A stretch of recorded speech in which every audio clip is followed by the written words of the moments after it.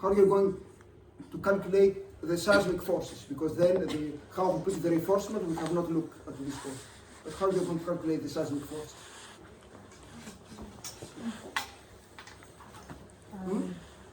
You get the eigen modes. So first you do what's called the model analysis. With the model analysis, the computer has to give you the stiffness matrix, the mass matrix, and then you calculate the eigenvalues and the eigenvectors, the eigen frequencies and the eigenvectors, so the eigenmodes. This is the first step. Then Calculate the forces and displacements. yes, but how? Depending on the soil type and the period. Yes, correct. But something else, it's important. Before that or after? For each eigenmode, For each round. you open the response spectrum. Yes. So you read the maximum acceleration or the maximum displacement. And then you solve with the two equations that I gave you, the simple oscillator. So for each oscillator, you find what are the maximum forces, what are the maximum displacements. And then you do what? Then you find the forces and displacement. Yeah, we have found them for every oscillator, and then you have to do the sum.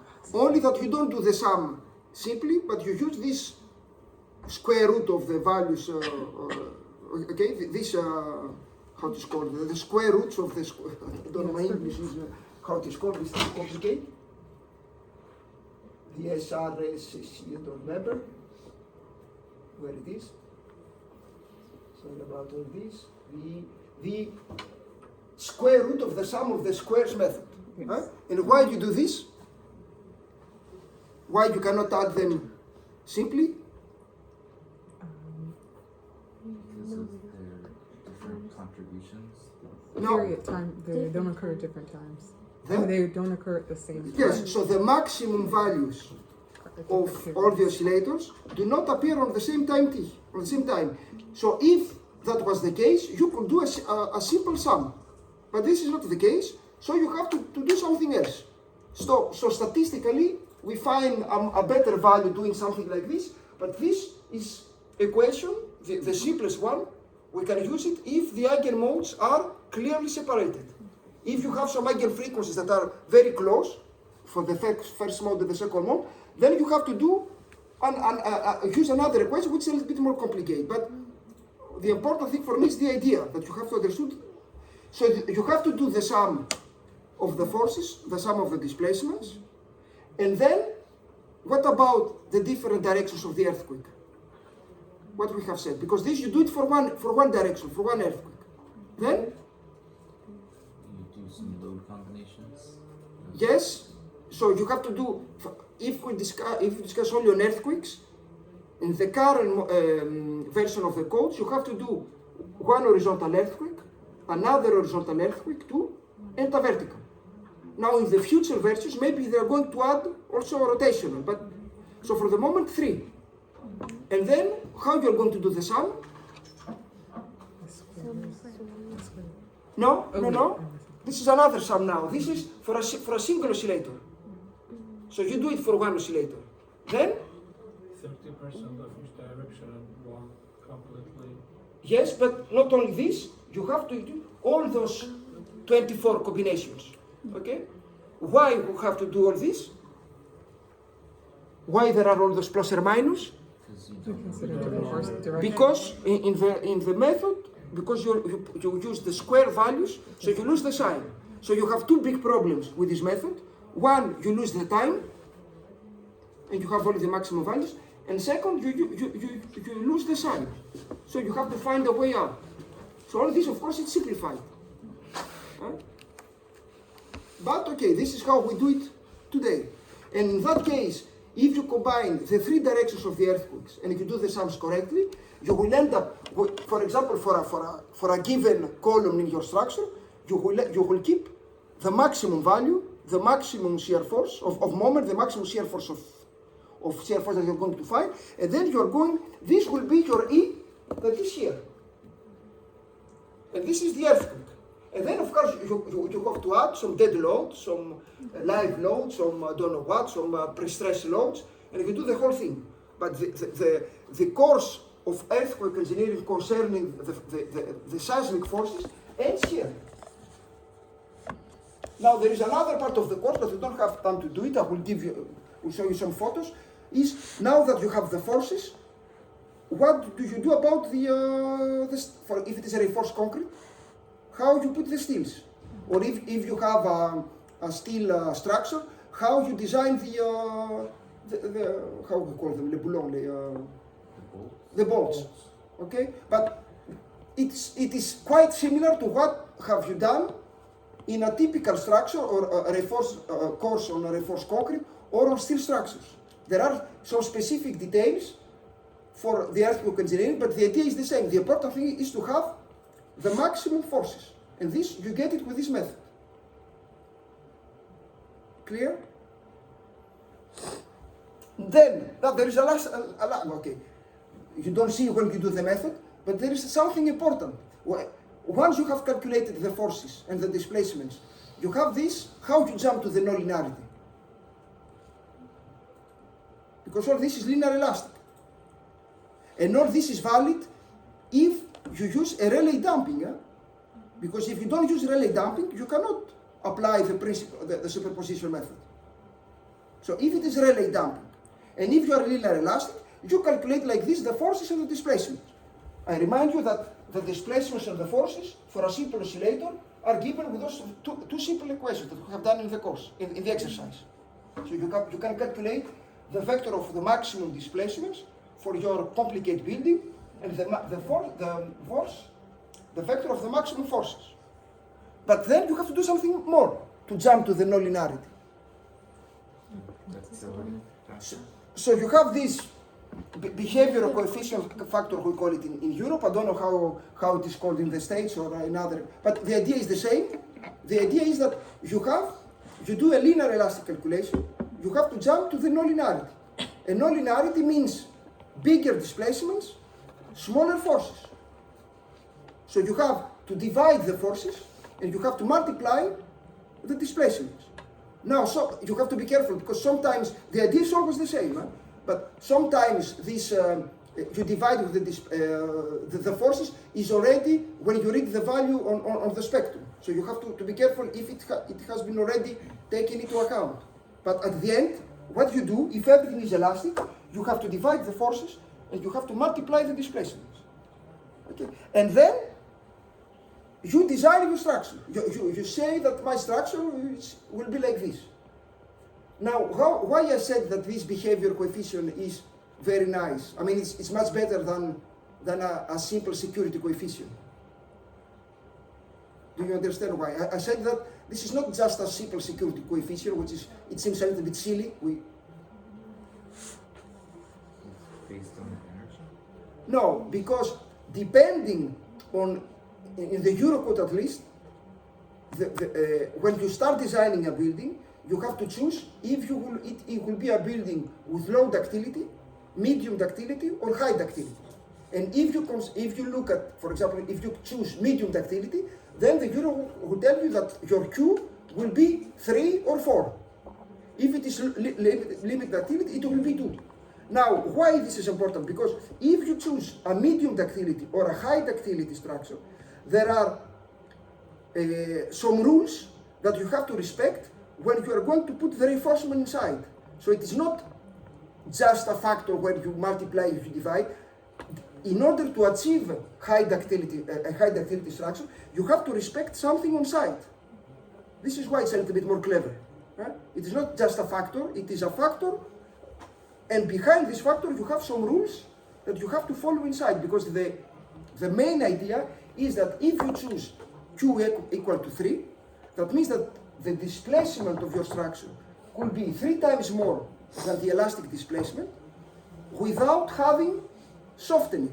So that means that your structure, if this is F delta, if this is the elastic structure, your non-linear structure will have to do something like this. So from here to here, it will be 3 in terms of displacement. It means ductility. Your structure the displacement should be 3 times more without having rupture, so without softening. Are you able to create a structure which is that has so much ductility or not? If you can do it, this is the idea of the Eurocode. If you cannot do it, do a structure with less ductility, Q equal to 2. And if you are afraid, do a structure with Q equal to 1, so elastic. This is the idea. Of course, most of the times, not always, most of the times an elastic structure costs more money. But if your structure is a sensitive structure, it is, I don't know, you put inside some electric turbines, maybe you have to design it elastically. Okay? So this is the idea. Question or? That value SD is the coefficient? The SA is the value that you read from the pseudo-acceleration spectra, SA, and SD from the pseudo-displacement spectra. But in order to jump from SA to SD is very easy because there were some those simple relations that we have seen here. Yeah. So if you know SA, you can find SC, SD, you can find SV. Then SD value is this, or is SA is this? That's my question. No, SD is the value that you read on the spectra. Now this value is, okay, we simplify, but it is this value, Q1. the maximum.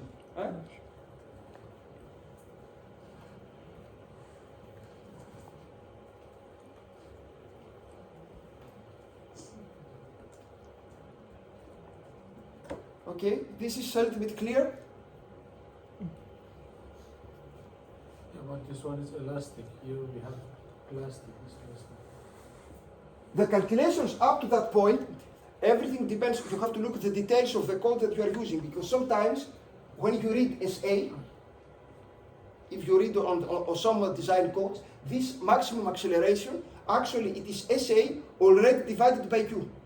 So actually they have already divided the forces. So be careful, don't divide twice.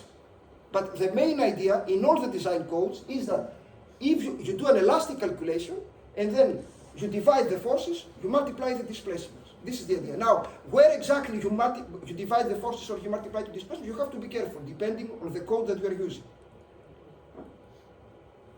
In the exercise that we have done by hand, the SA that we read is the elastic one. That's why at the end you have to divide the forces, you have to multiply the displacements.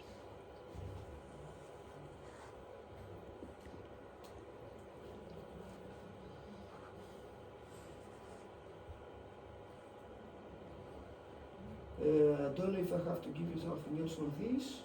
So I said that this is valid for Rayleigh damping, okay? And of course, this is, I think that you have understood.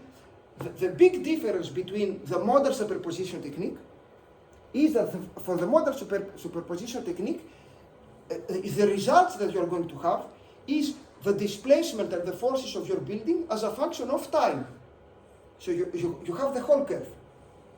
In the spectrum analysis, you get only one value, which is the maximum value. So for the spectral method, you lose the time and the sign. So in other words, if you are certain that your loading is this one, if I give you the loading, you don't apply this method. You apply the modal superposition technique. If you want to design a building submitted to a sinusoidal load because you have, I don't know what kind of apparatus at the top of the building, you do the modal superposition technique. If you don't know the loading, as is the case in earthquake engineering, then you have to have a way out, and this is more simplified. You get only the maximum values with a lot of errors.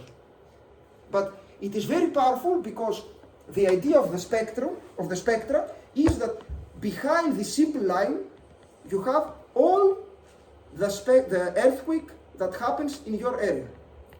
So that for the last 100 years. This is why it is very powerful. Yes, it is very simplified, but you have the average of all the earthquakes. And as we are going to discuss with Silvano, for nuclear plants, they do this, but this is not sufficient because nuclear plants are more sensitive structures. Normally, you say let's create this very sensitive structure on this area. So you have to discuss with the seismologist, and the seismologist will give you 5 or so or 6, I don't know how many, earthquakes that happen on this specific area. And then you do, because you know the earthquakes, you can do the model superposition technique. Not this one. But no one does this calculation for a typical building because it costs money. You have to have the engineers that know how to do the model superposition technique, and you have to have some time, engineering time. So for a typical structure, they use this and everyone is happy.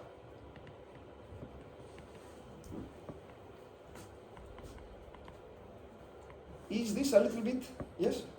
If we don't have earthquake for a specific region, we should use other earthquakes, or we should use like random vibration to model artificial. Now, how it is possible that you don't have earthquakes?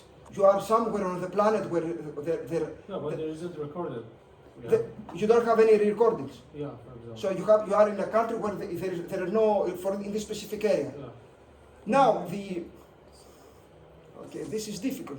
If you don't know at all in all the countries that I know, at least you have the spectra.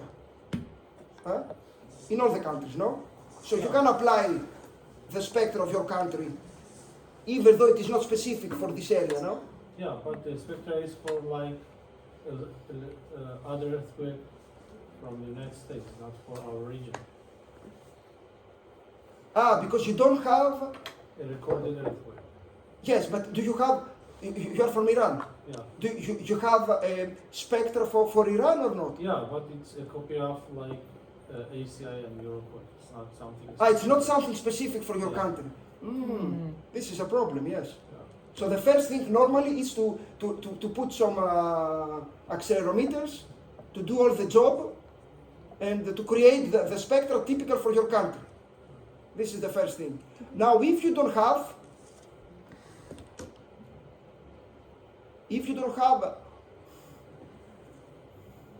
Oh. What? They just never record it. They just go, oh, Yeah. okay, the Earth's shaking. Let's move on. Yeah, the recording was for the last like. For the 50 last. years. Yes, maybe what you can do, the nice thing is to do both. So maybe you have to do the spectrum, the response spectrum method,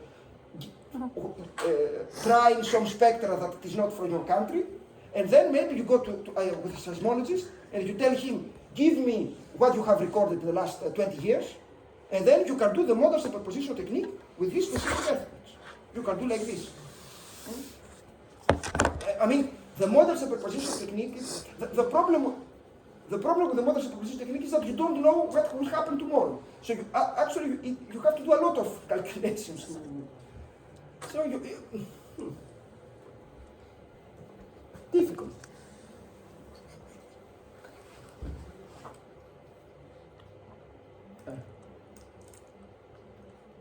But again, even in Europe or in New Zealand or in the States, for a typical building, no one else applies the model superposition technique. They all do so they choose a spectra and of course the spectra that we have are they're not. You have the response spectrum, the spectrum for all France, but you clearly understand that this is not sufficient.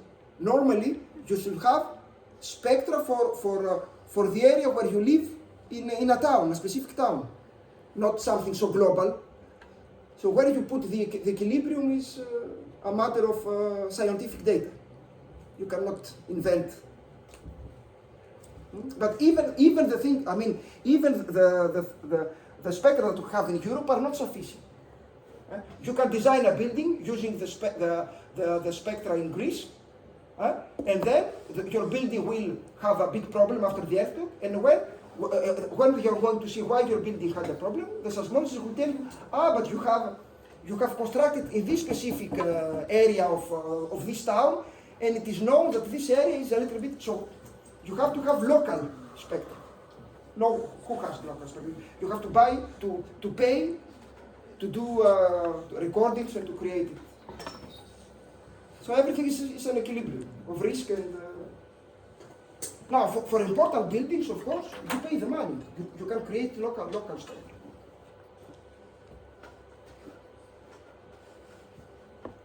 Is it a little bit clear, all this? Again, my purpose is not to give you the all the details of the calculation, because we don't have time, and I don't know if actually you need it, because now it's everything programmed in a computer. But the general idea, and I think that the general idea is there.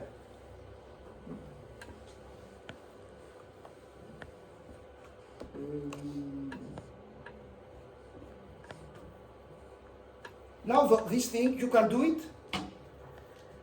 I know it's more complicated. This, I don't know. I never clearly understood how they do the. Imagine that you want to consider solid structure interaction. So for solid structure interaction, it's a little bit more complicated, because they have the structural engineering group and the geotechnical group. So how do they do the design?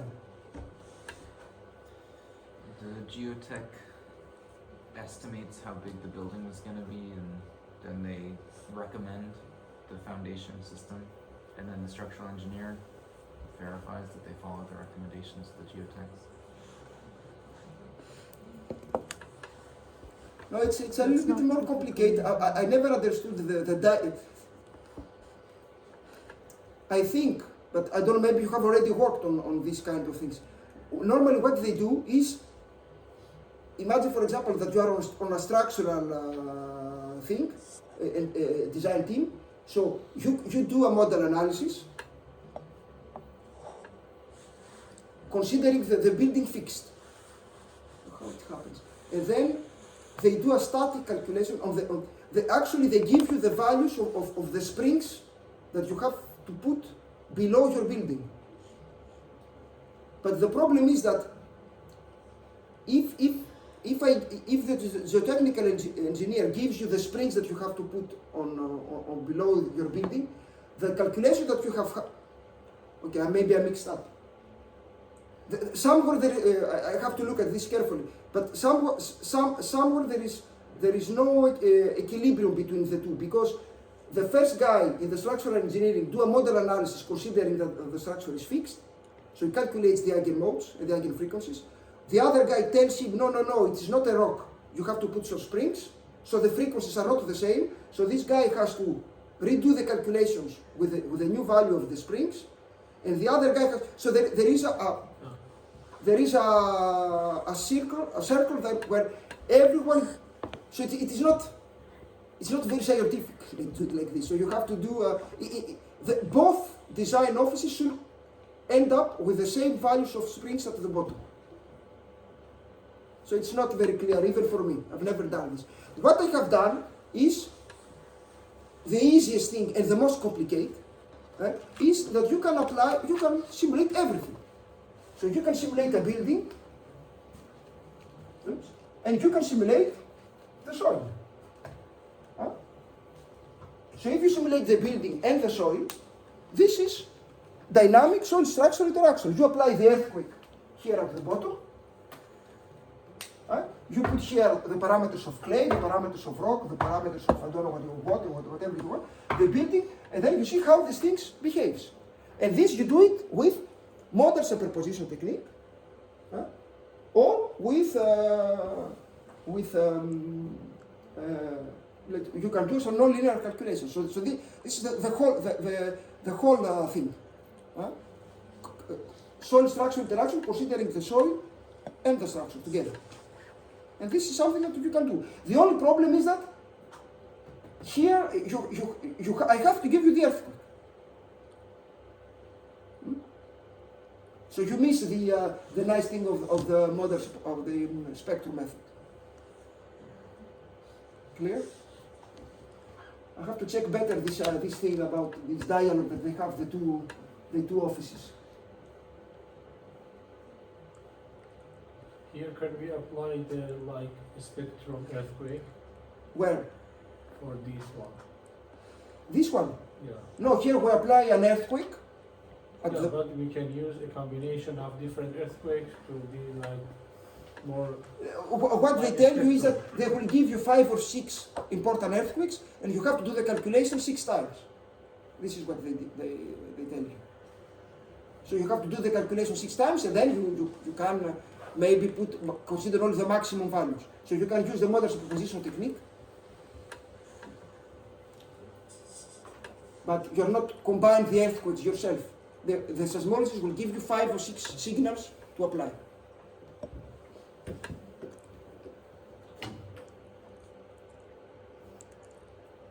Now, I'm going to discuss a little bit about the Newmark method, and then I'm going to show you the results of some calculation, and we're going to discuss them. So first, you remember that we have said that when you have a simple oscillator, you can solve it using the Newmark scheme. And we have said that the Newmark scheme never uses the superposition technique. So actually we can expand it in non-linear calculations. Do you remember this? Now, the same thing, you can do it when you have a system with 2, 3, or 1 million degrees of freedom.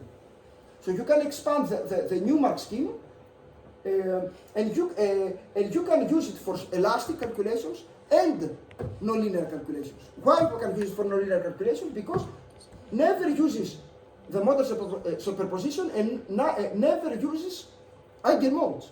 So with the Newmark scheme, you don't need to do the model analysis. Of course we do it because it is useful, but you don't do the projection of the model base and then the sum. Okay? So it can work for linear and nonlinear behavior, for whatever damping. So it's general.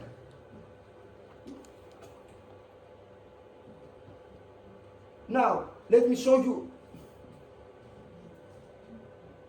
I think it is worth to discuss a little bit about the algorithm. So, because you will see, in elasticity is very easy. You agree with me that this is the general equation, always. Okay. So, Newmark equations are the 2 equations that are here. If you compare those equations with the equations that we have seen for the single oscillator, those 2 equations here are exactly the same. The only thing that changes is that now those guys here are vectors. They're all scalars. So this is how you calculate the velocity vector at step n plus 1, and this is how you calculate the displacement vector. And of course here you see that depending on gamma and beta, you can have an implicit scheme or an explicit scheme. Now, in elasticity,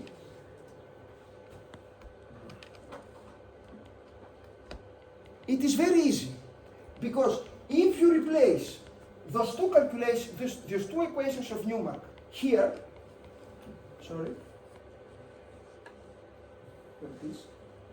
if you replace them here, so if you replace the displacements and the velocities here, you are going to see, this is very nice, that the new acceleration that you want is actually the new force that you apply. This is something that you know, this is the loading, the force at type n plus 1, minus all those things here, but in linear elasticity, C and K stay constant. H is the time step, so imagine that you consider it fixed. Right? And then you have just to calculate the inverse of this big matrix. So in linear elasticity, I'm going to show you the algorithm now, it's extremely easy because I repeat, in order to find the acceleration that is missing, you have to know the new value of n plus 1. This is, you know, because you do a load control, so either you apply forces, either you apply displacement, so this you know. And you have to inverse this thing, and then you're going to find the acceleration vector at n plus 1. So all this, so this is what it said here. We have to solve the system of linear equations associated with this big matrix. This matrix is symmetric and definite positive because n, m, and k are symmetric and definite positive normally also C. Actually, it's not always the case for C, but as you choose C, you can simplify. You can consider that C is symmetrical, definitely positive. Now, if the delta T, so H, is constant, then you have to inverse this time, this matrix, only once. But if you want, you can change the delta T each time, so you have to inverse this matrix a lot of times, so no problem. It takes time at the computer, but we can do it. And then you can calculate the accelerations and the velocities. So the algorithm, it is very easy. The algorithm you can find in the book of Zehadar, of the Greek one. So, look how it works. The computer with the finite element method gives you M, K, and C. Easy. And then you have to give the initial values. So the velocity vector and the displacement vector. So, if you know this, then you can calculate, now all these things are here are vectors and matrices.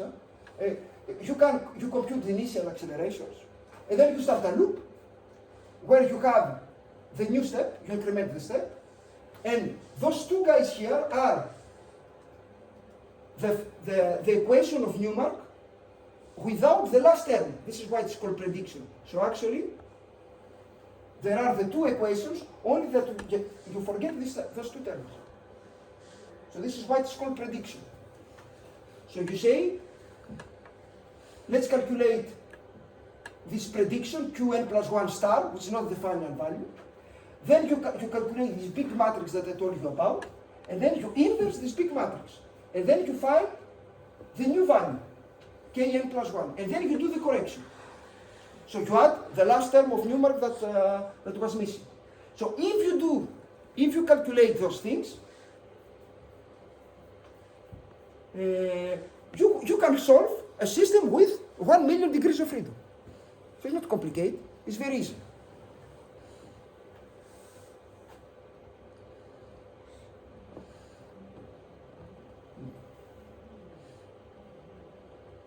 Now,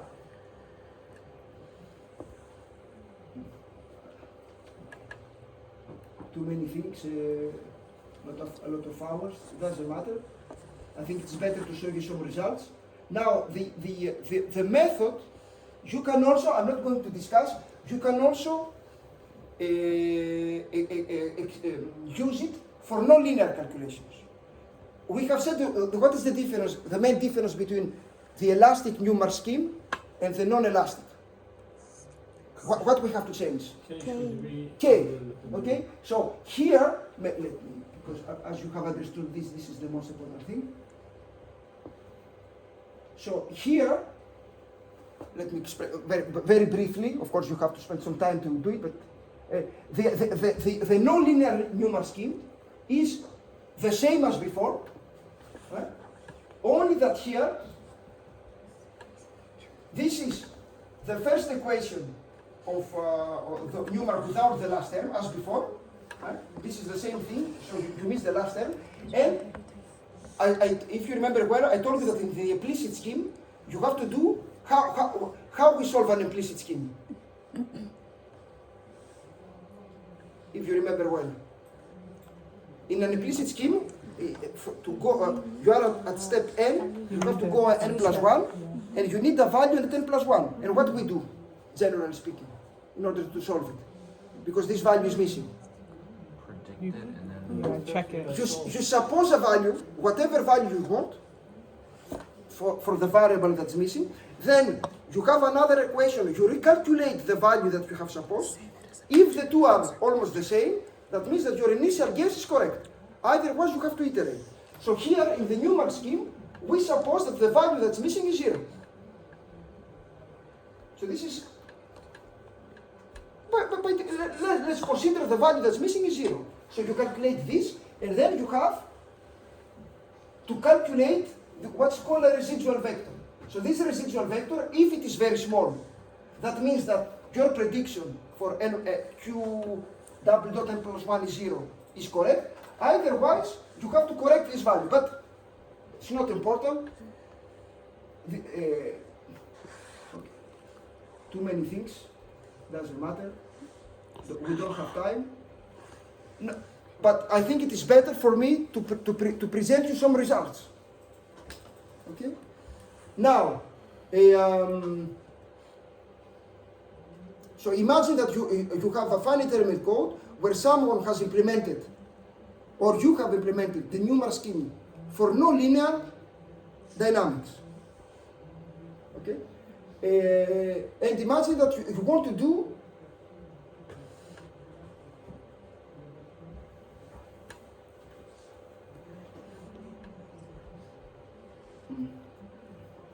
many things. I have to do a lot of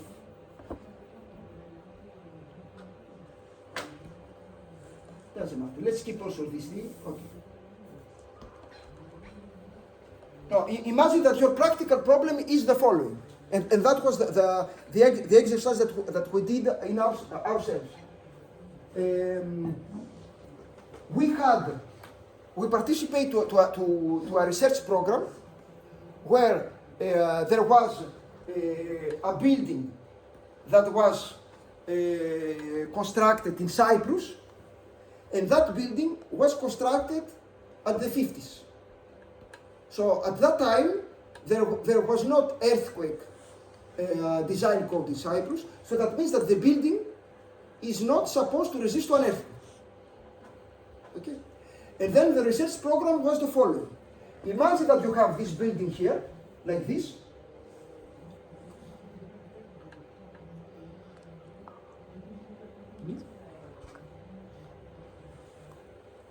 And this building is not supposed to resist to an earthquake. And there was a Greek guy, a Greek professor that said, let's propose a retrofitting method. And the retrofitting method is what? Let's add here to the existing building, let's add here a reinforced concrete wall. So the initial building was without reinforced concrete wall, and the new building is with the reinforced concrete wall here. Okay? And the question is, the practical question is, if this building, if you add here a reinforced concrete wall, the new building will sustain an earthquake? And if so, what type of, up to what value? Huh? So that was the question. And for this, we have done some experiments in ISPRA. I have some videos. I can show you the videos. And from our part, we have done some numerical calculations using the Newmark scheme for nonlinear dynamics. So we have a constitutive model for concrete to calculate cracks inside a beam and columns, and a nonlinear, a constitutive model for steel that simulates the behavior of steel. And this is a reinforced concrete building. Okay. So the finite element code that we use is CAST3M from SEA, which is, I repeat, I said this from the beginning, which is completely what I said. Do you remember about CAST3M EASTER? It is completely free. So you have access to all the sources. Not only it is free to use, but also you have access to the programming code. And this is not a toy. This is the CAST3M and the ASTER, finite element code, are the two codes that for ASTER Silvano uses to design nuclear plants. So it's not a toy. And they are completely free. Now, completely free. For teaching and research, they are completely free. If you have a small company, you have to ask to SEA or to DEF, and normally they will tell you it's completely free. If you belong to a big company, maybe they will ask you to pay something. But the important thing is that you have access, not only you can use the code, but you can see what is inside the code. For example, if you compare ASTER or CAST4M with Abacus, the problem is that you don't see what is inside the code. So you don't control Abacus. Which is again depends. It's a French company. It's a source system that has Abacus. But if you work with EDF will tell you, don't design my nuclear plants with Abacus, because I don't know what is inside your code. Design it with my proper finite element code, which is free, and I have access to the subroutines. So Silvano uses Aster to design the nuclear plants. So the equivalent of Aster but for Seva is CAS3M. And so the idea is, I repeat, the question is, you have everything, you know Newmark, you have implemented Newmark, you have constitutive models for concrete, for steel, you simulate the frame structure, you put a shear wall inside. Can you tell me if this new building will resist an earthquake and what level of earthquake? Do you understand the question? So the practical use is that this was the typical building of Cyprus of the 50s, and there are thousands of buildings like this. So if you come and you construct a shear wall, are you going to improve the performance of the building or not, and how much? Only one shear wall or 4 in 4 No, I think that building, it's only one. I think that one building, it was, I have the video, let me show you the videos. It is in the two external, so two. Only one colored torsion during. No, only two for this building, but it is quite symmetric.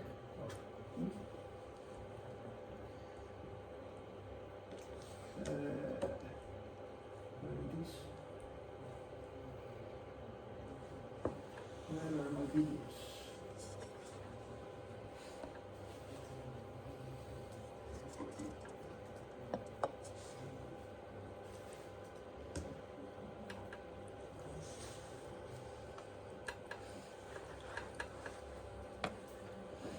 So this is the building.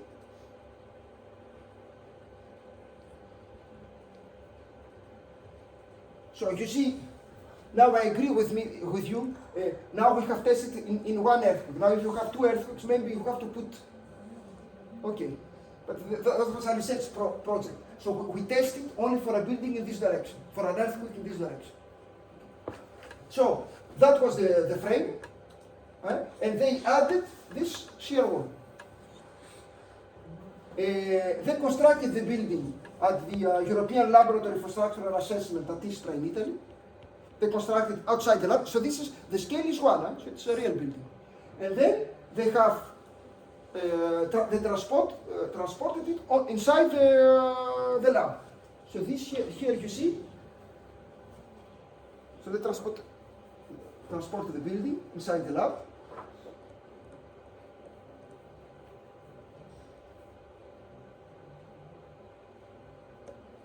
Now this test, this is what we call a pseudo-dynamic test. So it is not a test on a shaking table as the test that I have shown you at the beginning. So this blue thing here is one of the biggest how we call them? One of the biggest wall for pseudo-dynamic test in the world. So what is the main idea behind this type of wall? Like on a shaking table, this wall should behave, should be not deformable. So even if the forces are very big, this thing here should not deform. So it is actually built up with big blocks of steel, and you have some holes here, and on those holes you can put actuators, and you can link the building with the shear wall, with this pseudo-dynamic wall. Okay? So the idea is that all the strains and the deformations happen inside the building, but your wall stays without any problem. No deformations, nothing. Linear elastic. So it's very, very rigid. Okay?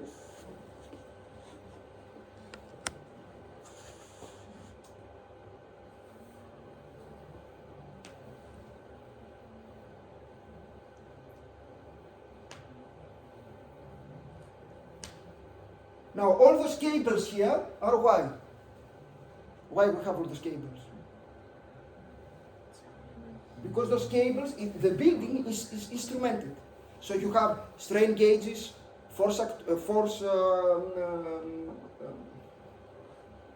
to capture the force so we are able to capture the strains and the forces in different areas of the building. And so the cables are linked with the computer that you control everything. They are receivers, yeah? Receivers, yes.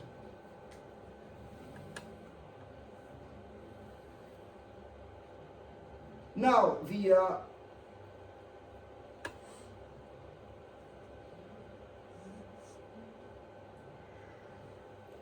I'm going to show you the test, and I'm going to show you do you remember what is the main idea of a shaking table test? You apply an earthquake and see. You apply an earthquake, so you apply the real earthquake, you see how the table moves. So the table moves as the earthquake with the same acceleration, and then you measure the building. And the problem with those, with this method, is that you have to pay a lot of money for the actuators, because the actuators should be, the hydraulic system should be very strong, so that it's able to apply the same acceleration on a real building. Okay. Now, in order to create something that costs less, there is this method called the pseudodynamic method. Now, this method, do you know how it works? Have you ever heard about it? Okay. So it's quite, I'm not expert on this, but let me try to explain you a little bit what's happening. We start from the beginning. What is a dynamic calculation?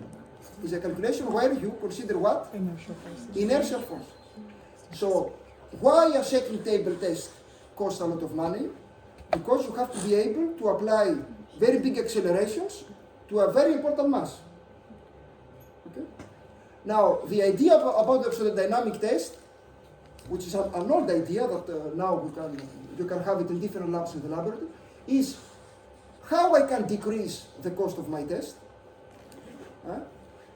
The idea is to do a hybrid test. A hybrid test means what? It means part of the test that will be experimental and part of the test that will be Practical. numerical in the computer. And what part of the test should be numerical? If you remember the equation of dynamics, what costs money? Acceleration. Mass times the acceleration. So the idea is, let's reproduce the equation. So we need to have the inertial terms, otherwise we're not in dynamics. But the term k times u can be static.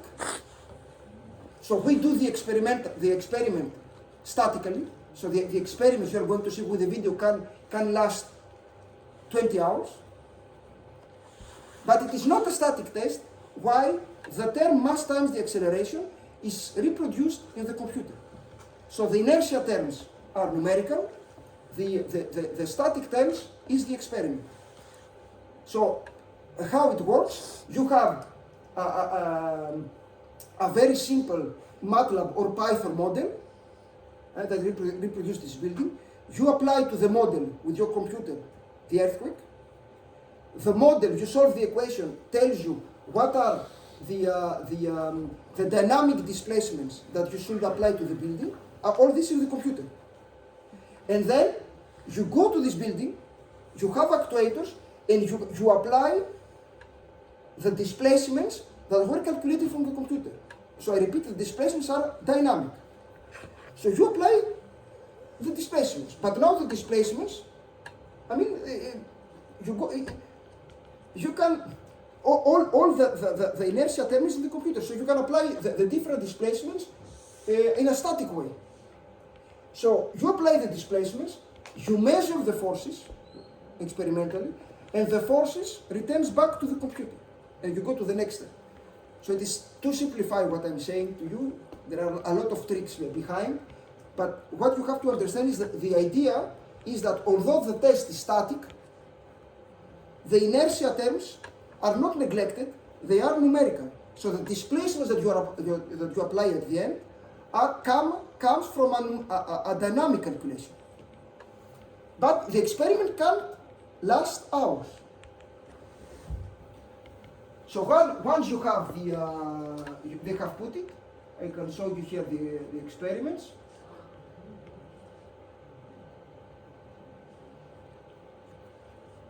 So here you have, where it is, you have the building, those are the actuators that apply displacements and measure the forces. Here are the shear wall, the pseudodynamic wall, sorry. And you see that the calculation lasts hours. That's why it is in a high speed.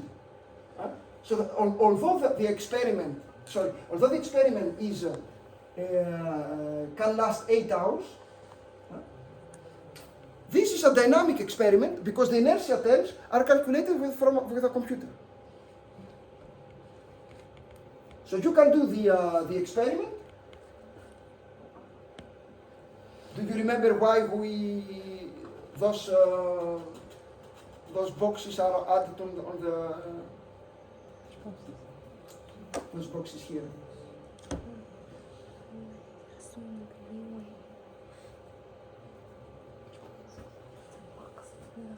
Yeah, because adding mass. Adding mass so that you have the correct inertia terms. But the important thing for you now is to understand that the experiment can last 10 hours. You can stop the experiment, you can go on inside the building, you can see what's happening to every column and every beam, and then you can continue the experiment that stays dynamic because what you applied during the experiment are the displacements that are calculated in the computer considering the dynamic equation. So they are not static displacements, they are dynamic calculations that comes by solving the dynamic equation. So it is a hybrid thing. Okay. So all this to tell you that they had to do those experiments. Now, our part in that research project, we participated in the initial phase of the research project. The idea is to help those guys to do the experiment. So to tell them that you can go up to 0.30 G and the structure will not collapse. Because, and for this we have to do some calculations before doing the experiment. So how you do the calculations? Okay. So those black here means that there is nothing. So I have to present the mesh in a better way, but it's not important. So here you have the mesh that represents the reinforced concrete. Sorry, here is only concrete. The concrete of beams and columns, and this is the concrete inside the walls. Okay. Now, when you have, so I use quadrilateral finite elements, and this is a damage law, a constitutive model which is developed in Portugal, which is already implemented into Castel, and works very nicely for earthquake loadings. So this Damas-Tichy model. So there are a lot of parameters, but I give you here the most important ones. So the Young modulus, the Poisson coefficient, this is the maximum stress attraction, so 3.6 megapascal. And yes, do you know this?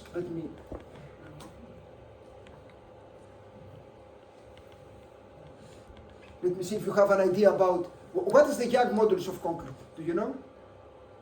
The slope of stress, right? Yes, what value? The order of magnitude, do you know? Depends on the strength. Yes, the order of magnitude. The slope of the Yes, what is the order of magnitude? Do you know your material? What is the value of the Young modulus of concrete? I don't know what I'm measuring. Huh? What is the value of the Young modulus? Do you know? If you'd ask me steel, I would know, but I really don't know concrete. I never remember concrete. 2 10 power 6, 2 10 power 6? No. power 5. No. So the order of magnitude of concrete 3,000 KSI. is of the order of 20 10 power of 9 pascals. So it is 20 gigapascals. So apologies for those of you that are from the States, you have completely different units. What is steel in gigapascal? Is Huh? it what is steel in gigapascal? That was my, so it's just to have an idea. So this is 20 gigapascals, the order of magnitude for a typical concrete. What is the value of steel? The Young modulus of steel. 200. The order of magnitude is 200 gigapascal. So actually steel, you have something like this. If this is concrete, steel is like this. So this is 200 gigapascal for steel. So steel is, the Young modulus is 10 times more than concrete. Now, what is, if this is a tension problem, what is the maximum value of the maximum tensile stress for concrete? 3,000 KSI. Yes, probably is this. So in the international unit system, it is 1.7, 1.35 what? megapascal. Now, the order of magnitude for a typical concrete, the tensile is on the order of 3 megapascals. So maybe you're 3,000 or something. Sure, let's hope. Huh? I don't know.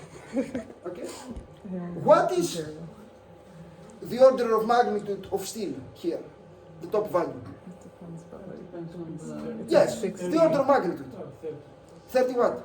No, No, it's 400. 400. Yeah, it's really Huh? high. So it is, you are of 400 megapascal. Okay, the order of magnitude. So of course my graph is not, I don't respect the scales, but what you keep in mind is that here it is only 3, here it is 400, here it is 20, here it is 200. Then, what happens if you continue the loading? Do you know? If you apply a bigger strain. For reinforced concrete or for each? Now, when someone discusses about strains and stresses, it is for a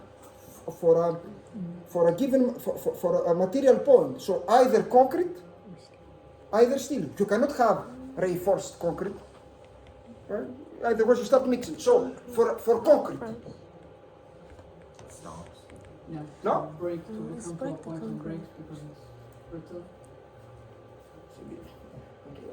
I had so many things to, and we don't have so many hours, but because I skipped some transparency, but let me. This is the experimental behavior of concrete in a tensile stress. So this is the real behavior. You do an experiment. This is quite a complicated experiment, but if you do it, you will obtain something like this.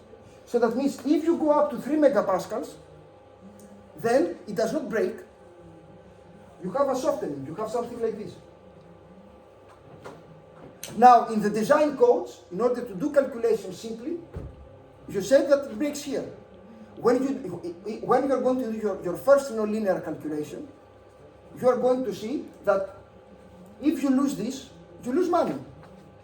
So you can have a constitutive model that reproduces this correctly, this softening branch.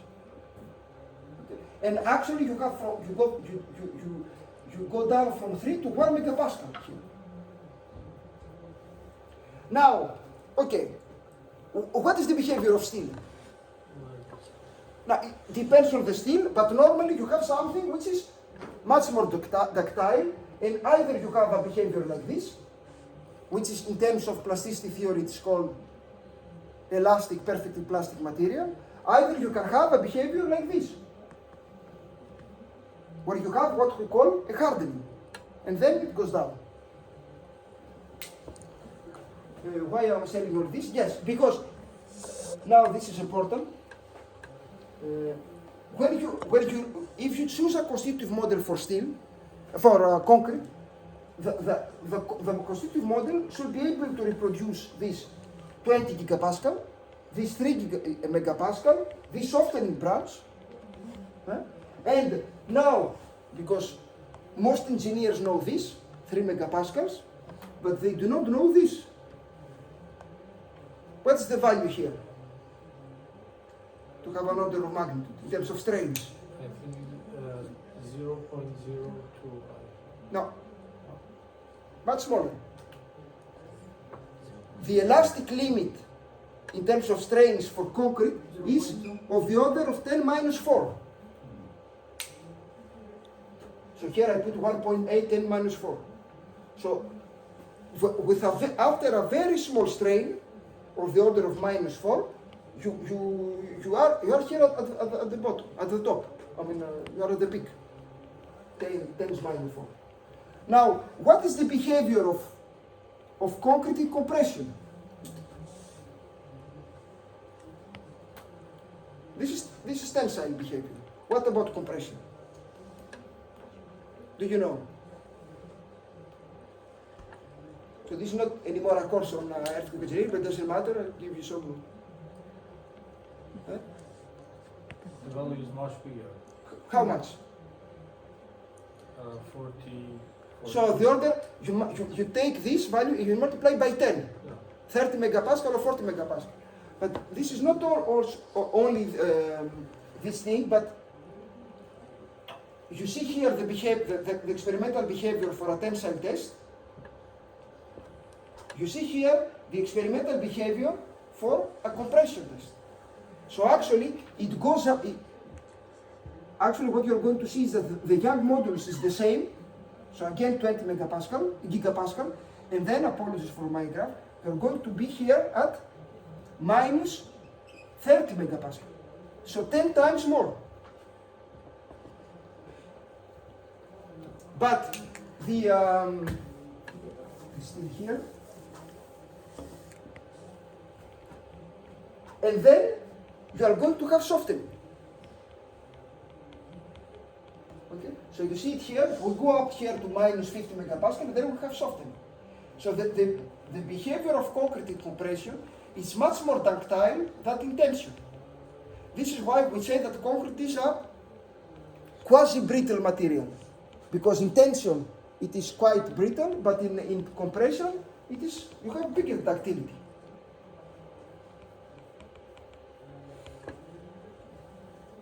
Now, something that you have not seen, and something that has to do with a course on earthquake engineering, is what happens if the loading is cyclic? Because the earthquake is a cyclic loading. It goes from left to the right and then from right to left.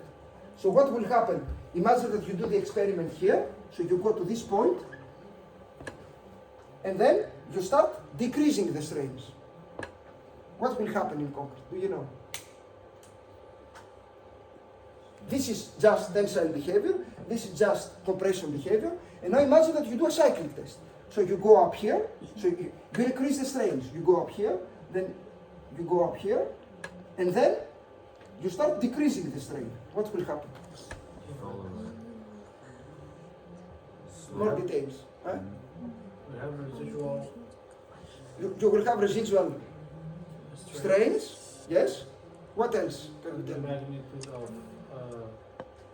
stress will be smaller in each side.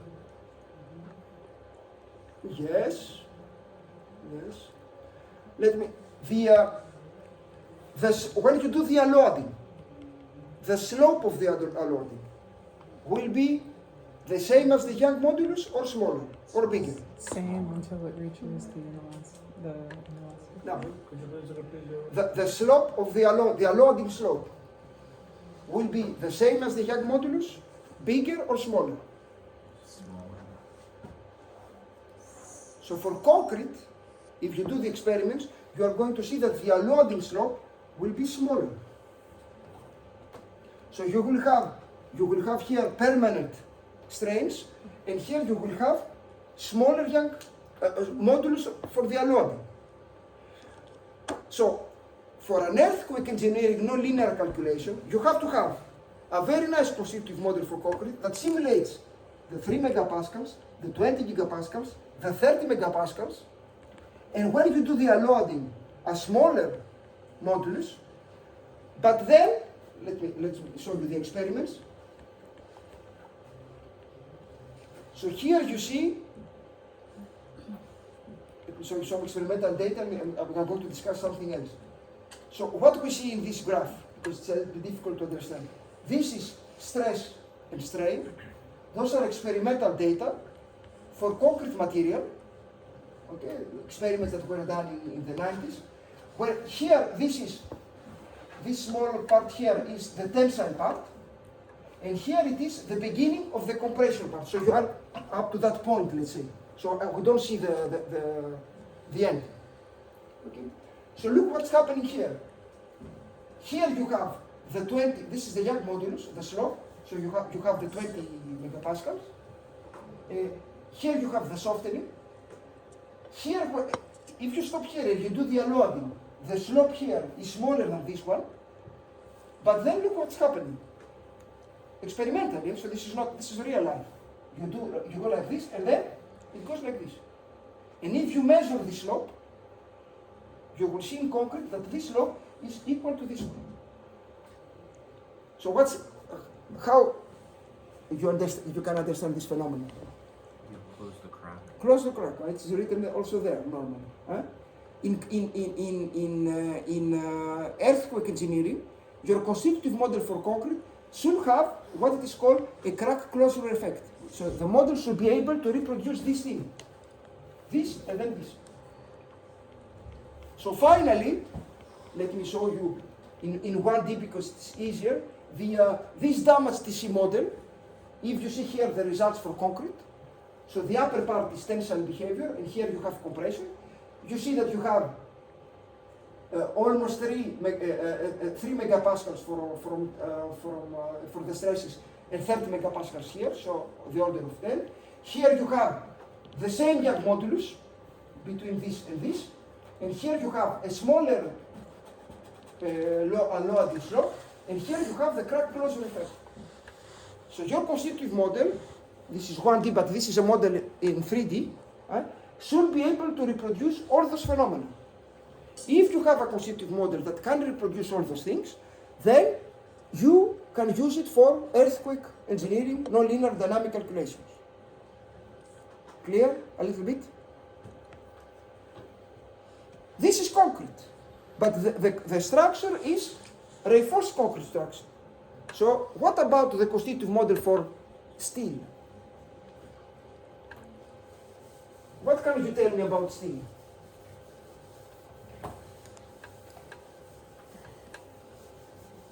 Huh?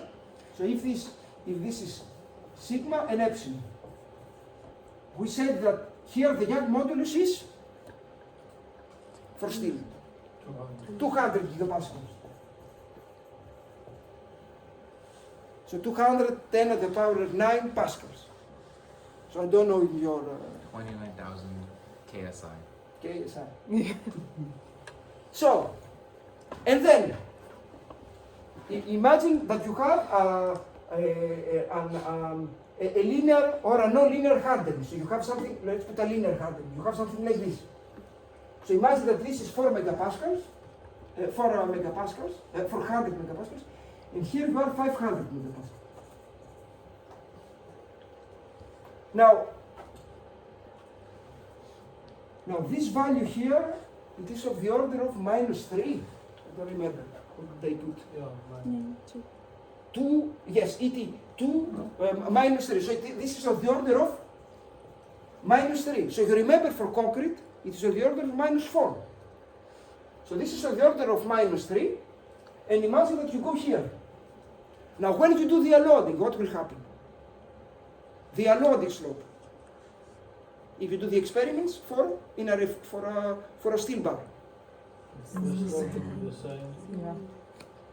So, do you know? The slope will be The same. the same. Contrary to concrete, the unloading slope of concrete is smaller. The unloading slope for steel is the same as this one, so 200 gigapascals. Huh? And then, let's see now. We are going to go like this, and then we are going to have this. Okay? So let me see who has followed correctly if you have followed correctly your previous professors. What's the value here in terms of stresses?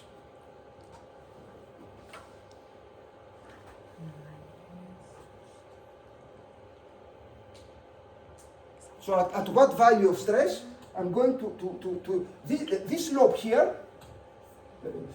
this slope here and this slope here, they are the same. So this slope here and this slope here are the same. But here, what is the value? It's 400. 400. Negative. No. Who knows what's the value? Is at the top there? I'm sorry. Is that 500. This is 500? Just making sure. No, 400, 500. What will be the value here? This is very important for earthquake engineering. And so your constitutive model, because it's cyclic loading, your constitutive model should be able to reproduce the correct value here. So what is the value here?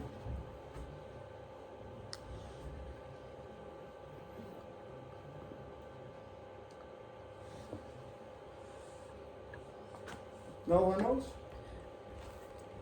Now this it depends on the course that you are doing. If you do a course on constitutive modeling, this phenomenon here, it's called kinematic hardening. If you do a course on engineering in an engineering undergraduate degree, they will tell you that this is the Bausinger effect. So have you ever heard about those two words? No, No? no. So it would be 500. No? 350. Huh? 350. No. 600. Have you done courses on constitutive modeling or not? In your master? Yes? You have done, no? I don't know. Yeah. No. So do you know about isotropic plasticity, kinematic plasticity, all those things? We didn't. You have not done it. Okay. Now, again, this is real life. It is not, I mean, we did the experiments, we see that the steel behaves like this, and then we develop the different theories, decide to put them inside the computer to create constitutive models. So if you do a real experiment on a steel bar, you are going to see that if this is 400, this is 500, when you go back here, this point 300. will be 300. So this is very important to be able to calculate it correctly, because you have a decrease in the other direction. So what is the idea? The idea is that if here you increase by 10, on the other you should decrease by 10. So this distance should be always the same. So the higher you go up, and you go here, the smaller will be the value here. The distance should be stays always constant. And this is what it is called in terms of plasticity theory, kinematic hardening. You have isotropic hardening, kinematic hardening, and mixed hardening. For the reinforcement steel that we use in civil engineering follows more what we are calling kinematic hardening. So if here you increase by 50, here you decrease by 50. This is the idea. So this is very important before starting doing a nonlinear calculation in dynamics. Okay? So here you see that in the very famous, now the concrete model that I told you about is a 3D concrete model. For steel, reinforcement steel bars, you can also use 1D constitutive models, because the steel bar has a dimension, one dimension which is very big compared to the others. So a very old and very nice constitutive model for steel, for earthquake engineering, is the Menegotto-Pinto model from two researchers in Italy. Okay? So all those models, you can find them already implemented in Castem or Aster, or maybe probably Abacus also. Everything is implemented, because those models, this Menegotto-Pinto model is 40 years ago. Now, what you see here, you see that I put a tensile stress of the order of 460 megapascal. This is 2,3 10 minus 3. Okay, so it is bigger than the strain bigger than steel. And here, in the model, you can say up to after what level of stress the steel bar breaks. So you have after that point 515, then you have your steel is not more ductile. It goes down. It's ultimate. Huh? It's ultimate. By the way. The ultimate value. And so this corresponds to a 0.25 strain. So why those values are important? Because when you are going to see your nonlinear calculations, you can check if you have a steel, because in a nonlinear calculation that you do with finite elements, you can go at each point inside your structure and check the stresses and the strains. So you can check what is the strain inside your steel bar. So you can sign a paper and you can say that for this specific earthquake, I have 1, 2, or 3 steel bars that broke.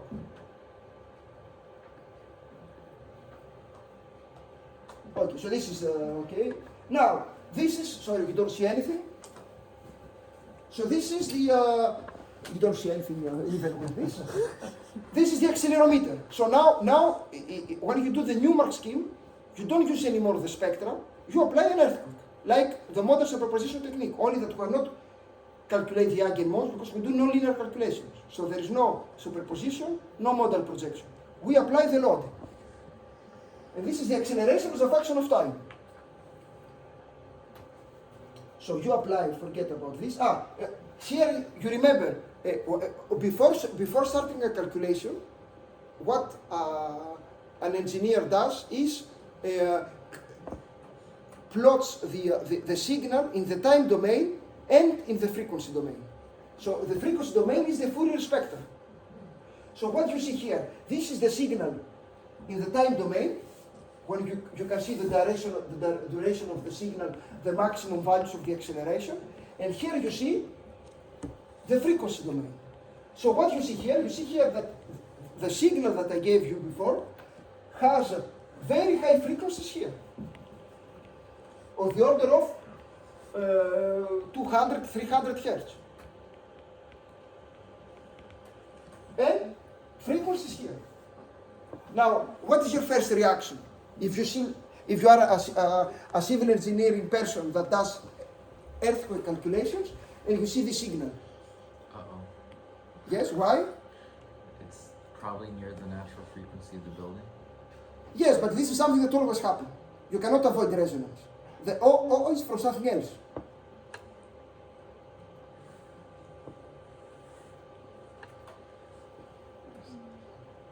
Because we explained, I already discussed about this. If you plot the frequency content of your signal and you see something like this, you understand that you have very high values for very high frequencies. But those high frequencies, if your objective is to see if a building will sustain an earthquake, they are not important. Those are frequencies that are important for someone that does acoustics. You have noise inside your building. So for a guy person that wants to check if the building will sustain an earthquake, all those high frequencies, they can create problems. Why they can create problems? Because either, first of all, we don't care about them. They are not important for the stability of the building. The order of magnitude of the frequencies that we care about is here. But second, those those values here, they are probably also errors in the signal. So, because we are certain that we don't want those frequencies, we can apply a filter. We can there are filters that you can apply, and you can say, let's create the same a similar earthquake, but by filtering all the frequencies that are lower than something and all the frequencies that are higher than something. So if you are certain that you don't care about some specific frequencies, you can apply the theory of signal and you can filter your earthquake. And this is what we have done in this case. We have put out all those higher order frequencies. They are not important for us. And if you want, you can, here there are no, but if you want, you can skip lower figures. Okay. So, then we did an eigenmodel analysis. I repeat that we are not going to project on the model base and then to do the sum, but it's always useful to do a model analysis. So what you see here, you will see that this is the first eigenfrequency, the second, the third, okay? And we see clearly that the first eigenfrequency corresponds to a flexion. And something that we didn't put here, but actually it's saved us, is that this building is dominated by the first eigenmode. So actually the effective modal mass is on the order of 90-92%. So if you are able to capture this phenomena in elasticity, this eigenmode, normally you capture correctly the behavior of your structure. But again, I repeat that when you do a nonlinear calculation, you can do a model analysis to start with, but we don't use those eigenmodes after.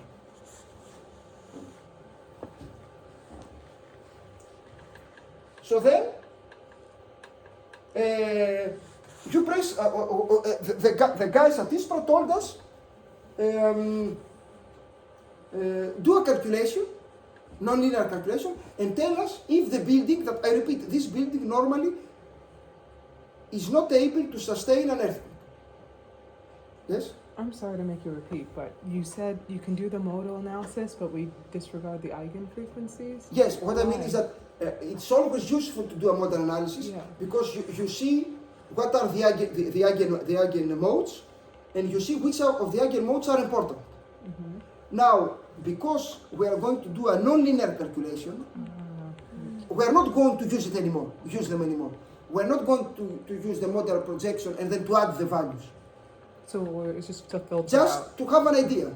And the idea that we have is very important. It means that this eigenmode, so the flexion behavior, seems to dominate everything, at least in elasticity. But let's see what will happen in nonlinear. But you always do a model analysis, even if we don't use the eigenmodes after.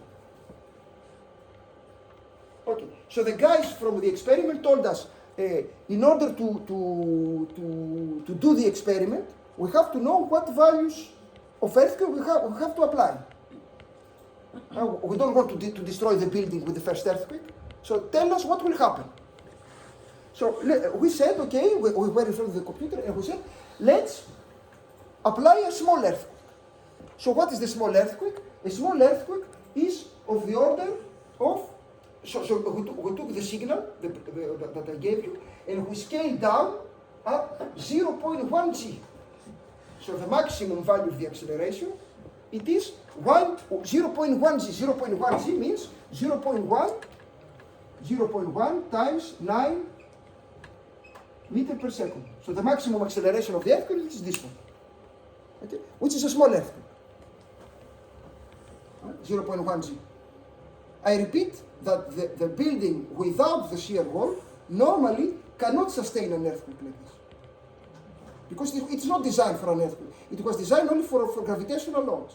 Now we put numerically, at least, then they do the experiment. We put the reinforced concrete wall, and we do the modeling, having good constitutive model for concrete and for steel.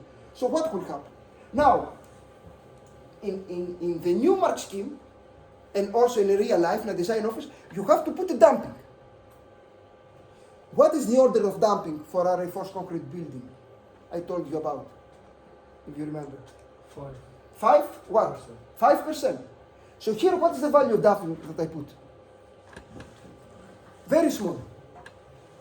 So that was, I don't know if you remember, we have discussed a little bit about damping, and I said to you that 5% is the total damping that you put if you do elastic calculations.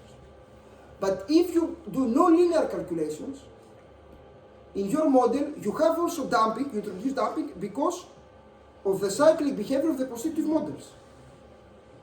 So normally you have to put less than 5%.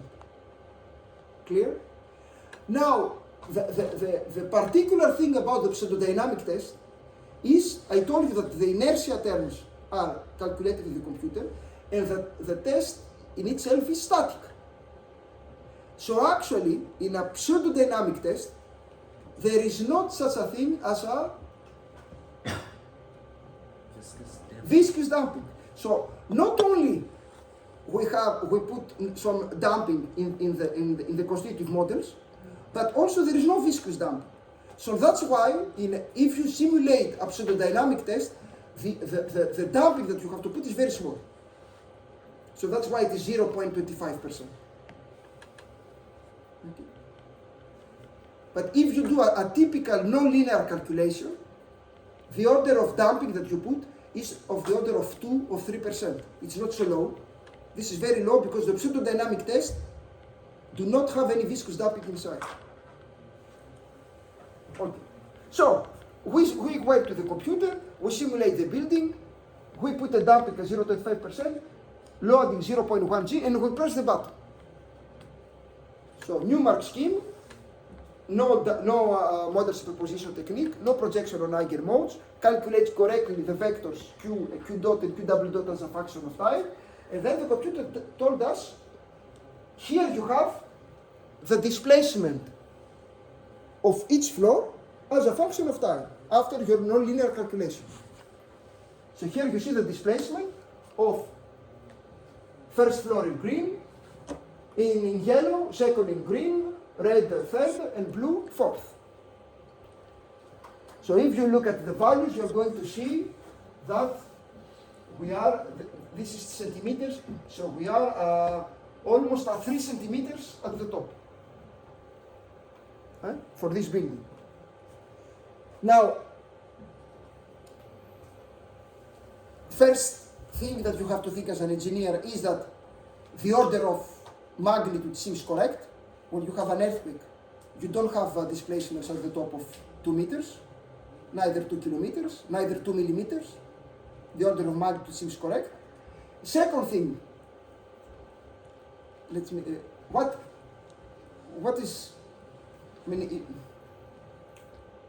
can you understand by looking at this figure? Everything's in phase. Yes. Just the first eigenmode. Excellent. So actually, when you look at this, it's obvious that the frequencies of all the floor are the same.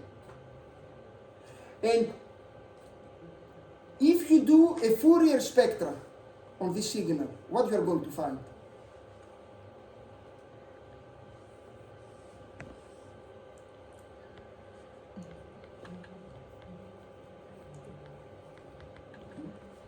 It looks like your fourth floor is the highest. It looks like the fourth floor is the highest. The Fourier spectra will give you which is the important frequency. So what you are going to find? A graph showing the first natural frequency. Yeah, normally, I haven't here, actually I haven't done it, but if you do the Fourier spectra, normally you should have a peak in one frequency, and this frequency normally should be this one, 2.8.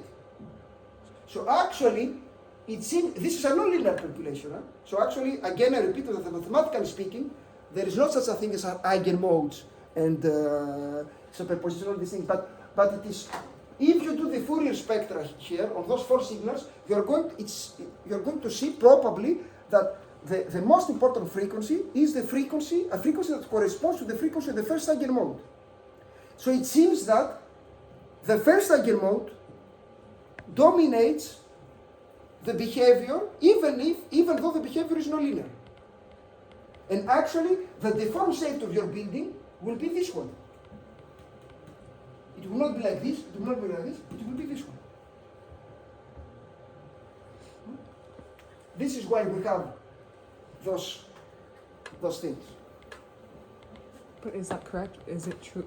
Before you said it would be the first one, but that's not correct because it's non-linear, right? Or is it correct? Now, again, mathematically speaking, there is no such a thing as an eigenmode in nonlinearity. But, so this is a nonlinear calculation that didn't use the eigenmodes. So the calculation is correct. But now if you compare the nonlinear results with the linear results, it is obvious that the first eigenmode, which is valid only in linear elasticity, dominates everything. Yeah. So what you start thinking as an engineer is that probably we are not very far away in nonlinearity. So we are somewhere, okay, so although it does not exist, it is obvious that it controls everything for the moment.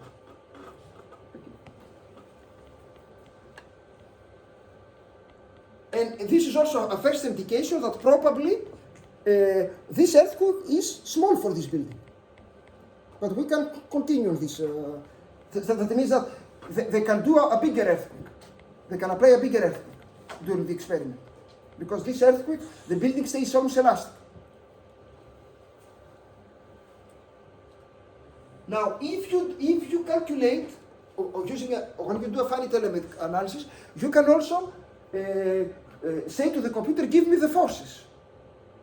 So if you plot the forces, the shear force, at each floor, at the bottom of each floor, first floor, second floor, third floor, and fourth floor, you see also that there seems to be one frequency again. Now, but if you do some zooms, a zoom, I don't know if it is, I don't know if you see it here.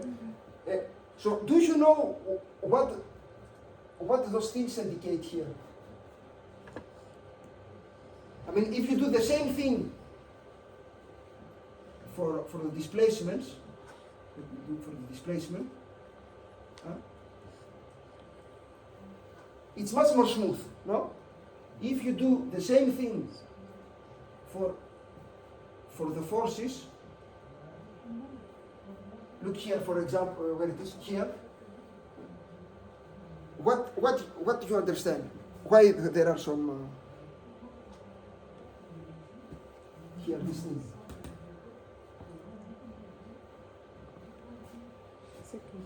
Numerical errors, it converges No. in the wrong point? No, probably, of course, probably what they show all those small variations, they show that in terms of forces now, some higher modes that have higher frequency starts participating in the results. So although the displacements are dominated by the first eigenmode, for the forces now, they are still dominated by the first eigenmode, but it seems to, you have some higher oscillation, higher frequencies here. Yeah? So you start having some maybe some higher modes that participate, that become important. So in other words, what you have to understand is that maybe for the displacements, you have the first eigenmode that is important, but maybe for the axial forces, you can have the first and the second that are important. Okay?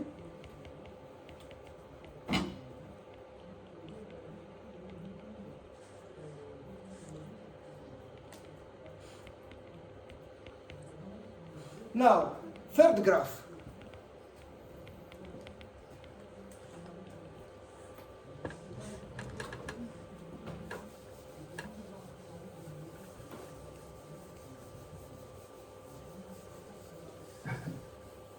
Is this the other transverse direction or is this vertical?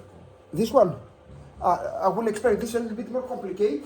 This is what I present here is I took all the columns. I said to the computer, calculate the axial force of all the columns and plot the sum of all the axial force as a function of time. So this is the sum of all the axial forces as a function of time. Now, if you forget this graph for the moment, what do you expect as a result? If you say to the computer, plot me the sum of all the axial forces as a function of time. What did you expect to get? The weight of the building? The weight of the building. Huh? So the sum of the axial forces should be the weight of the building. Now what's happening here? If you see here, of course you don't see, but I tell you, if you see here the average value, you are going to see, to check it, you are going to check that the average value is the weight of the building. So this is a first indication that the calculation is correct, at least. So the average value is the value of the building. Now, the beginning of the graph, normally it is completely wrong. Why I have very big oscillations, and how can I avoid them? Because I repeat that what you are expecting is a constant weight. So for the moment I tell you that the average value is the weight. Now the beginning I have very big oscillations. So this is wrong. Normally you should have the weight of the building. So why it is wrong?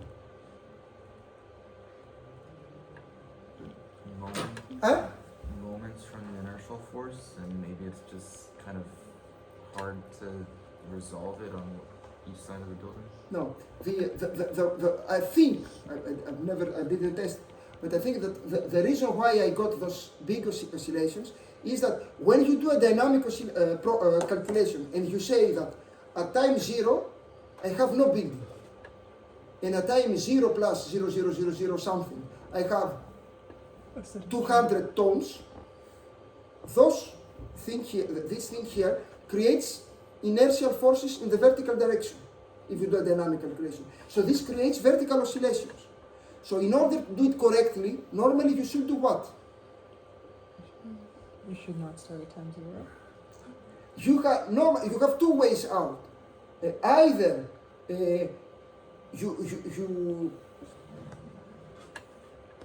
either you do a dynamic calculation and you apply the weight in a progressive manner, as for example during the construction.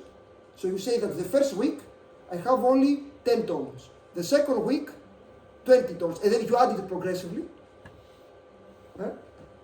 Either what you can do, I think this is the best way in order to avoid oscillations. So you don't apply the weight of the building at the beginning, all the weight of the building. If you apply it in a progressive way, you are going to see that those oscillations here will become very small. Now, the difficult thing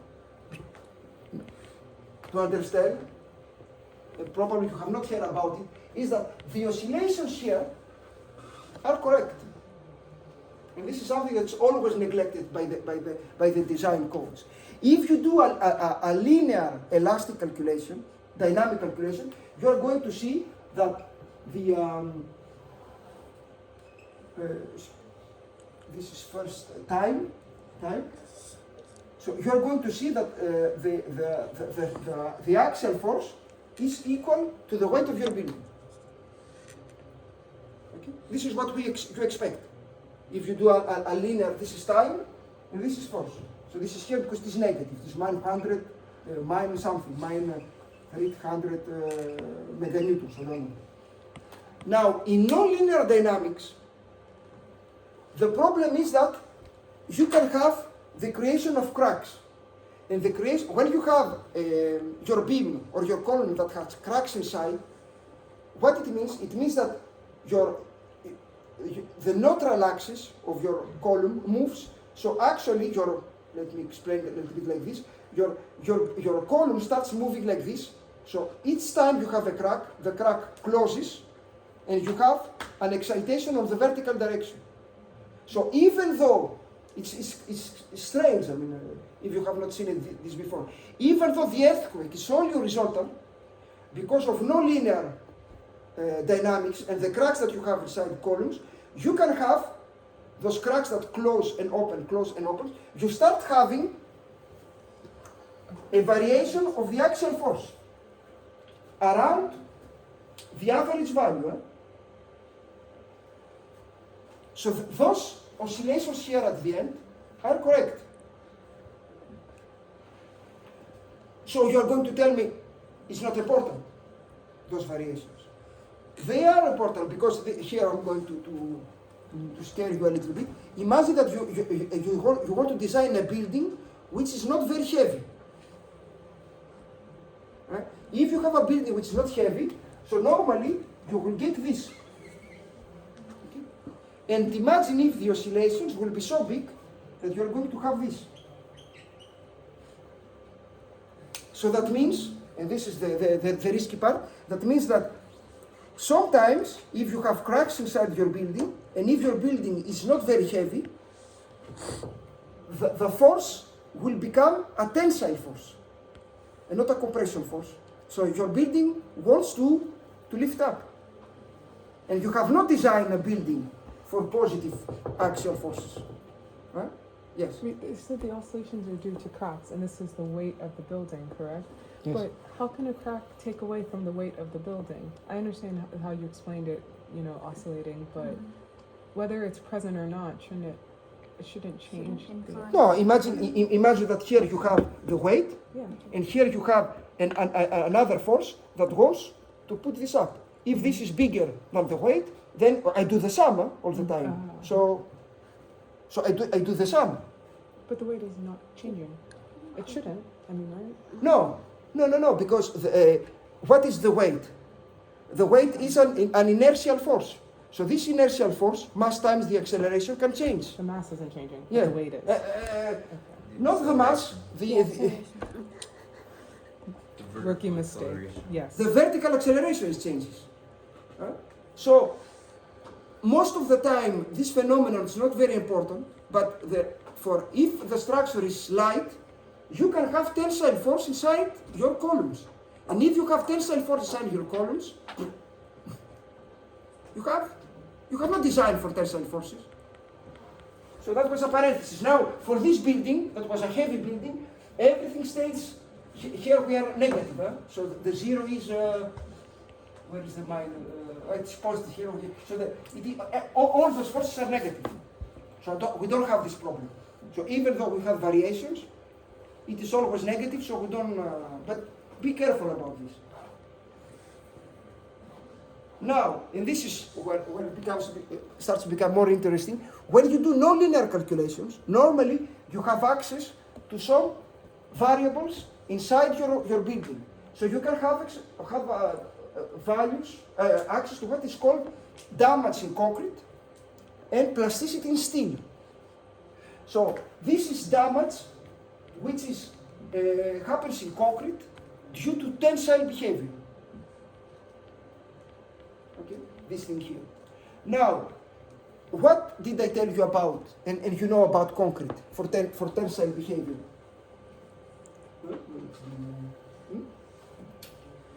You're seeing? Yes. You know that concrete does not resist in tension.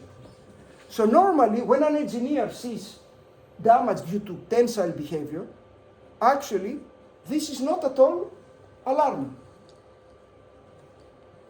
So okay, we have damage due to tension, no problem with this. Okay, but this is the damage due to tension in concrete at 6 seconds, and this is the damage at 15 seconds of the same earthquake. So when an earthquake engineer sees that, let me see, I don't know if we have discussed about this, but what is the reaction that you should have if you see this thing on the left? This is correct, this is nice, this is bad, this is...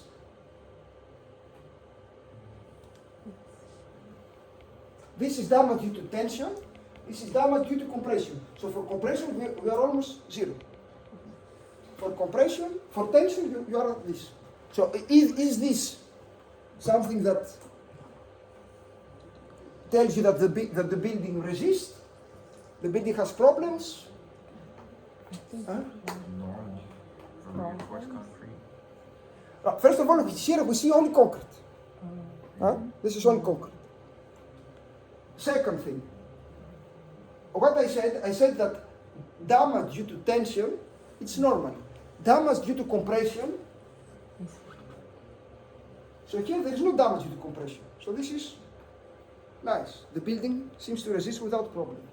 The other thing that a typical structural engineer earthquake engineer has typical reaction is that this is a very good behavior. Why? It's, Maybe we have not discussed about this, or maybe the first course. most of it's at the bottom. Huh? Most Now, of the, it's at the bottom. the damage at the bottom, normally in most of the buildings, you always have, because the forces are so important that you have on the bottom damage. Now, damage inside a reinforced concrete, a wall, a concrete wall, no important. I mean, it resists. It does not fall down. The nice thing is that we have damage. It seems that we have damage inside the beams and not inside the columns. And if you remember what I said in the beginning of the course, probably, I don't know if I said it, but one of the idea of the Eurocode is to have strong columns, weak beams. So here, it seems that everything works as we wanted to. Damage is concentrated on the beams and not on the columns. Okay, of course we have some problems, but the general idea seems to... So all those things seems to show that this earthquake is not very important for the building. We can go higher. But in order to answer this simple question, if the building can go higher, one should see what? What are the criteria to sign a paper and to say the building can sustain a bigger earthquake? What we have to check? Whether it takes some damage but it doesn't fall. The first thing is you have to check if you have damage due to compression in concrete. The second thing, you have to check the steel bars. What happens, because the steel bars are very important. If you have steel that where you have rupture, then you are in big trouble. If you have steel that are elastic or plastic, and because your steel normally should be ductile, no problem.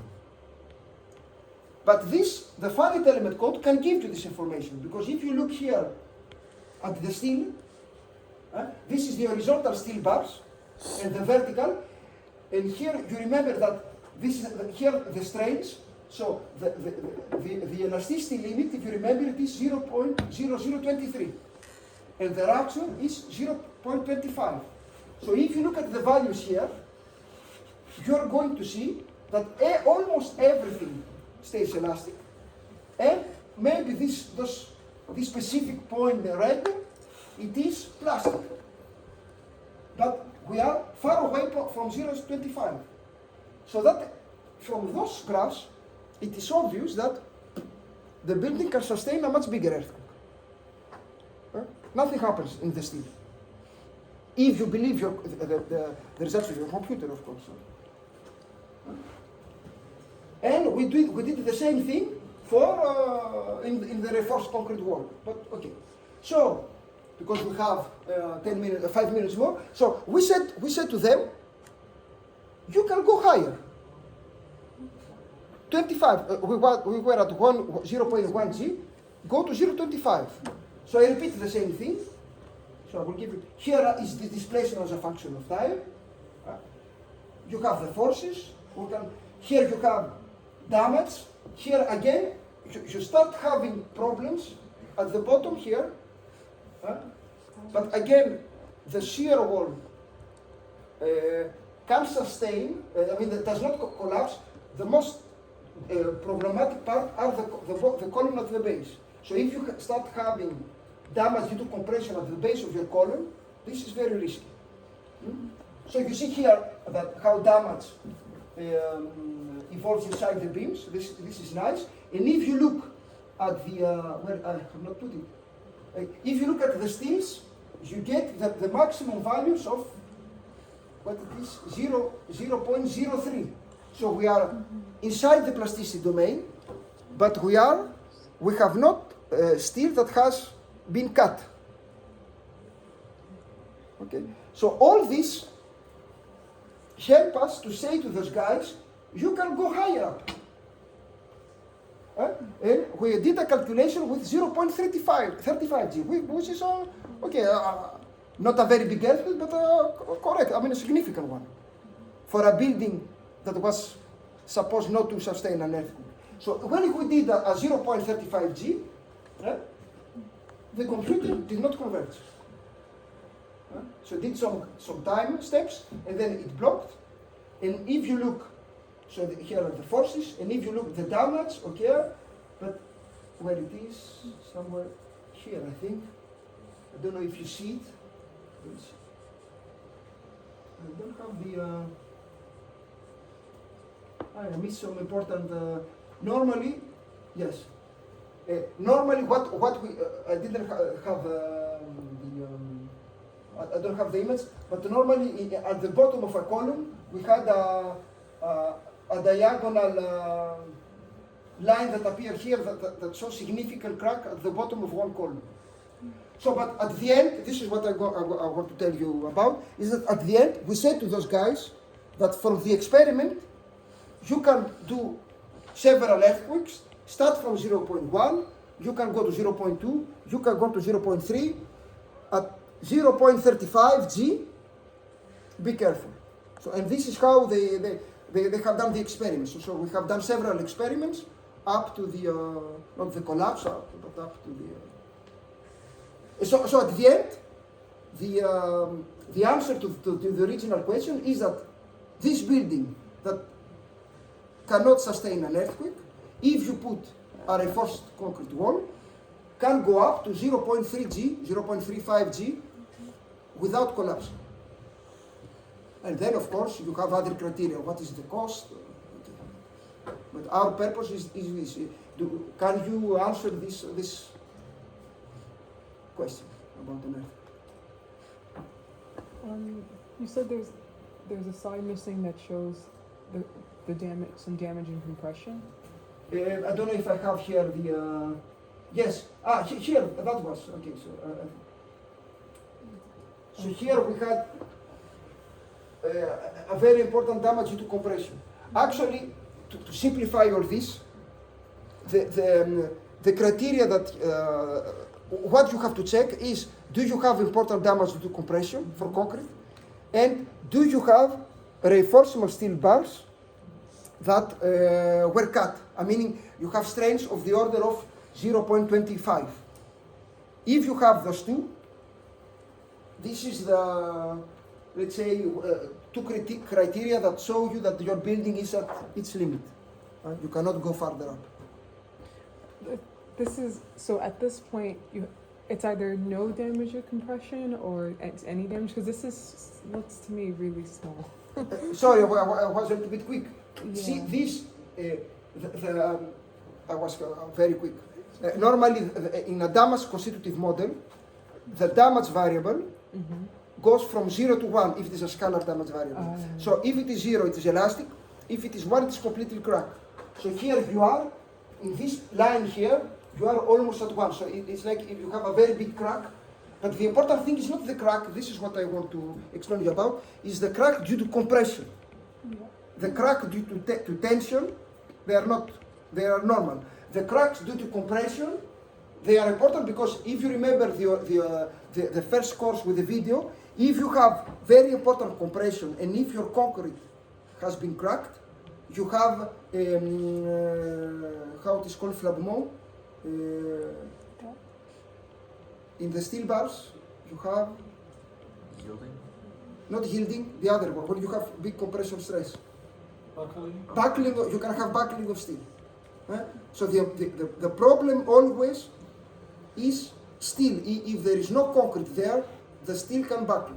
Now, in the concrete wall, there is no problem of buckling, but if this happens here and it happens here, this is very risky because you can have buckling of your reinforcement bars inside the column. And this is in the steel. This is in the concrete. This is concrete. Okay. This is concrete, and the steel is the other graph. Yeah. Okay. So I suppose that we stop here. Yes. Can you just repeat? There was a part you said damage due to compression is important and reinforced steel the bars that were cut? I didn't get. No, I said that the question is, Yeah. does the building sustain an earthquake or not? Mm-hmm. You have some basic criteria that you have to look upon if you do no linear calculations. The first one is if you have damage due to compression in concrete. Because damage due to tension you have almost directly. The second thing, you have to look on the steel bars. If the steel bars are inside the plasticity domain, this is not a problem, because normally you have constructed with ductile steels. But if the strain inside the steel is almost at the end, I mean near the cut of the steel, near 0.25, this is very risky. Right? But if you have those two criteria, some steel bars that are cut or almost cut in the computer, and important values of damage due to compression in concrete in columns, this is definitely a problem. It's very risky. It starts becoming risky. And actually, in practice, when you do an experiment, if you ever going to participate in an experiment in a building, you are going to see the experimental guys that will go on the columns and they will check the steel. No one cares about concrete. They will check the steels. And if they see that you have 1, 2, or 3, if it is only 1, okay, 2 or 3 bars per floor that are cut, they stop the experiment. They say we don't go further up. It's over. Yeah? So this is the important tools. So let's stop here. And if you have questions, ask me, send me an email. Please be here for the courses of Silvano. And we'll continue like this. For the exam, will we have you for any time for any review or anything before? For the exam, Yeah, when we I have mean, any if session with you you have for a review. question, you can send me and we can discuss in my office, or we can do a Zoom or whatever you want. For the exam, the documents are not allowed, so you don't have to learn anything by heart. We will give you all the formulas, so all the formulas will be given, but the documents are not allowed. But whatever formula you want, we will write a memo with the formulas, and if something is missing, we can give it to you. Okay, but no documents. Clear? Are you saying you'll tell us which formulas will be on the exam beforehand? Or Before, no, but during the exam, I will put the formulas, I will print some formulas, and if something is missing, I will give them on the table. So no formulas to learn by heart. Are we going to use calculators? Are Yes. calculators allowed? Yes, probably. But try to understand, again, there's no need to learn by heart. Try to understand what it's all about, and if you have understood, I hope that it will be nice.